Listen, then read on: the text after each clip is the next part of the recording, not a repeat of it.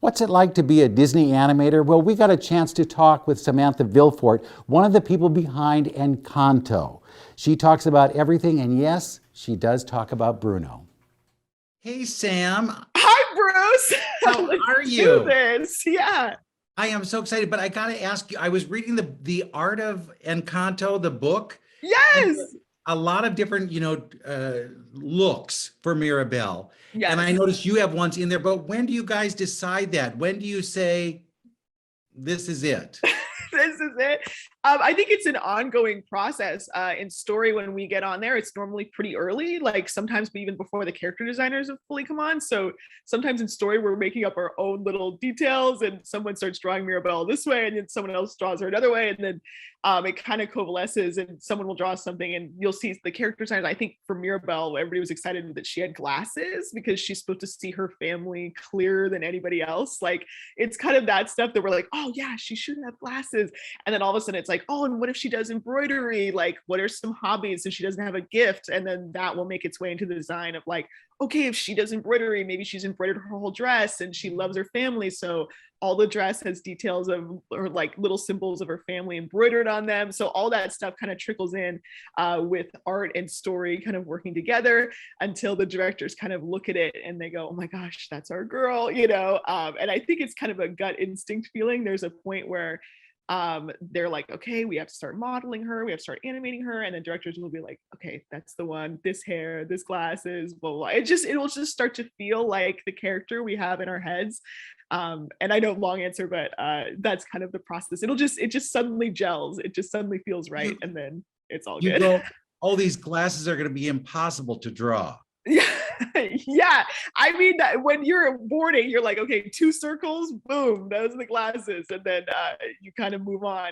But it was very fun because it's also like in the animation, you can do business with the glasses, like she can take them off and clean them and stuff. So sometimes part of the costume is also really great for us because then we get to think of fun acting with parts of the costume as well. So Do you want more things as an animator? Do you want to have more things in there so there's more to play with, or is it better to be simple? I think obviously you don't want too much, or else it kind of feels like, you know, a kid in an arcade or something. There's so much going on. You're like, wait, wait, wait. But I think when it comes to stuff like character, like it's stuff that you do in yourself, like with yourself, of like, oh, I'm nervous. Maybe I'll take off my glasses and clean them. Just things around it make it feel relatable and real, are like kind of the dream for when you're drawing or trying to figure out a new character or their mannerisms and stuff, and trying to make it feel like a real person instead of something everybody came up with in the room, you know. Is there a different sensibility with female animators than with male animators? Can you tell? No, I think what's great is that all our animators are super sensitive and super, you know, kind of cued into the human condition. So I think whether anybody's animating like a different gender, I think that everybody's so good at just kind of going into Mirabelle's headspace. I think everybody becomes Mirabelle when they're animating Mirabelle or whatever. But I think I love the different sensibilities and different personalities I can see. Like there's levels of animators that I'm like, oh, only, you know, Alan Ostergaard could have done that scene, or, you know, something like that, where I'm like, oh, there's such a sensibility to Alan that I'm like, oh, he would do something, a great, nice little kind of gesture or touch like that. I think everybody has their own signature, but I don't think there's any like, you know, big gender differences. So is there you in her at any point? I mean, can you look and say that's me? Oh, I mean, I think obviously she's many different people, but I think in the way I Mirabelle is always me, it's like I feel everybody's Mirabelle at some part of their lives where they go into a room and they feel like everybody else in the room has had it figured out, you know, or is like a little bit more talented or a little bit more special. Definitely at Disney, when you walk around, you're like, wait, why am I here? Everybody has magical powers, you know? So in that way, when Mirabelle feels a little bit kind of unsure or feels a little bit like, you know, I'm just a person, I feel like everybody can kind of get into that. And I definitely felt like that many times, of like it being a little out of your depth, or trying to, you know, make sure, you know, someone's proud of you. Like that's very real. Like, you know, my parents, I'm always excited to like be like, oh, I'm okay, I'm doing well, you know, and like getting that approval from your family, I think is like, I really connected to that because I think everybody wants their family to look at them and be like, you're doing a great job. You know. Well, you are. Yeah. Watching the other episodes, a lot of the people who are animators are very kind of shy and Right. guarded. Is that common, or are you the exception?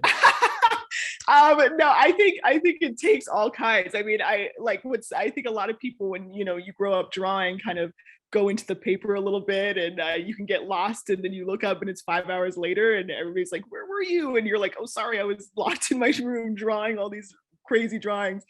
But I think I really love people. I think in story, because it's such a collaborative medium to animation, you do go to work, you do go talk to people for 8 hours about Mirabelle's feelings. And I love that part of the process because it energizes me to work with other people and inspires me to work alongside artists that I admire. So it kind of amps me up way more than if I was like alone working. Sure. So I think there's a little bit of both, where sometimes you're like, okay, I just got to focus on my drawing. But for me, I'm very much people person, very excited to get in there. So You are one of the only animators I've ever met who has long nails. What is that? no, I know, and don't worry, they're fake. They're like, it seems to be. Normally they are fully like stress bitten down, just because I'm always like, oh my god, I'm terrible at nail biting, and I'm trying to break that. But luckily, they're not too long to hold the pen. I always test. I'm like, okay, can I hold the Cintiq pen? Is it okay? Yes. But having a good long nail in LA is always kind of fun, It's a good thing. It's a good thing, right? Yeah. So how was it then having the camera on you? Was that a strange situation? Oh, completely. I mean, so many, I feel like so many people, because of social media and stuff, are maybe a little bit more comfortable in front of the camera now. But for me, I was a little nervous because, you also are not normally in a room where everybody's just looking at you, listening to what you say. And you're like, okay, no one else is going to talk, like this is a solo show. And normally I'm in an environment where I'm collaborating and you're one of many people talking. So that was kind of different. And hoping that all the makeup looked good and everything looked right is definitely something I don't normally feel during the day. And how hard was it to draw Mirabelle under those circumstances? Why, yeah, I was like, I had practiced beforehand, so hopefully it looks good and everybody digs it. But it was definitely different, especially because I draw digitally a lot. So there are times sometimes when I'm drawing on paper that I'll like tap the paper, like it's my iPad or something, and I'll be like, oh my gosh, like there's no delete, And I think that's sometimes the best way to learn, though, when you have no kind of delete button, because digital, you can always kind of go back and erase. But sometimes I like the kind of immediacy of paper, and it is nerve-wracking in a way because there is no delete, but it's also fun because it's just you and this piece of paper. And sometimes with screens and stuff, you can always go to the next tab or do something else, and there's always something else. But it's like just you and the paper is kind of a magical little experience. Do friends and family then hit you up all the time and say, draw this for me? I want you to, Yes. I think if you're a kid growing up that draws, I got asked to do my early art career, which is me in high school, was definitely doing a lot of logos, a lot of posters for people's high school drama shows, stuff like that. You kind of get pulled in and you're like, yeah, I could do that. So definitely there's a level of like, okay, she can draw, but I'm no graphic designer. So I was always like, if this is good, I can do this. But definitely animation's always where I was like heading to. So now you're drawing Mirabelle all the time for people? Yes, I love her, and it's not work. It definitely, I think other people have spoken on this, but it feels like somebody and I think that's really the bizarre part of working these films is like I thought about her like almost every day for 2 years, so it feels like, oh, I'll draw you a picture of my friend. It's really that's fun, so cool. And last question, when you're at the studio, do you get to talk about Bruno? That's so funny. It is my job to talk about Bruno. So yes, we had many, many conversations on him, but definitely leading up outside world when it was in production, I could not talk about Bruno. See how that is? See how that, yeah. Well, if I ever see you in person, I'm going to say, draw me, come on. Yeah, Bruce, you got it. Gotta do it for there. me. Yeah. Right? Absolutely.